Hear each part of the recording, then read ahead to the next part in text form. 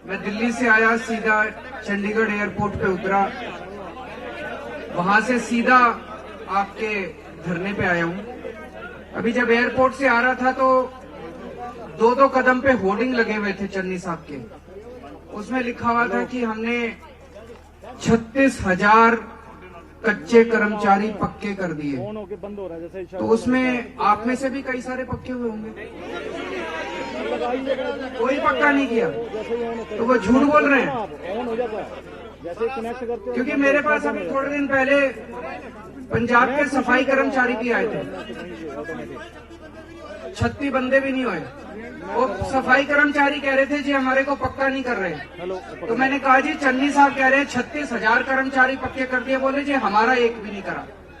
तो मैं सोच रहा था कि इतने बड़े बड़े होर्डिंग लगा रखे हैं कि 36,000 कर्मचारी पक्के कर दिए, उसमें ना तो कोई टीचर हुआ ना कोई सफाई कर्मचारी हुआ, तो वो 36,000 सफाई कर्मचारी कौन से पक्के किए? मेरे तो झूठ बोल रहे हैं इसका। दोस्तों, मैं अभी यहाँ पे बैठ के आपके नेताओं की सारी बातें सुन रहा था। उन्होंने बताया कि इसी धरने पे लगभग सारे नेता आ चुके हैं, कैप्टन साहब भी आए, मनप्रीत बादल भी आपके किसी धरने पे पहुंचे, सारे पार्टियों के सारे नेता आ चुके हैं। मेरे ख्याल से आप लोग भी भाषण सुन सुन के पक गए होंगे। जिंदगी आपकी भाषण सुन सुन के बीत गई, जिंदगी आपकी वादे सुन सुन के बीत गई। मैं ये सोच रहा था कि यहाँ बैठे हुए ये लोग सोच रहे होंगे कि ये भी एक आ गया, ये भी अब भाषण देने आ गया, ये भी अब वादे करके चला जाएगा। तो मैं ये पहली चीज तो ये कहना चाहता हूं कि दिल्ली के अंदर आप सब लोगों के दोस्त यार रिश्तेदार रहते होंगे।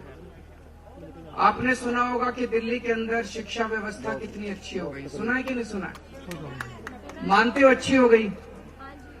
दिल्ली के अंदर जो स्कूल इतने अच्छे हो गए, दिल्ली के अंदर सरकारी स्कूल जो इतने अच्छे हो गए,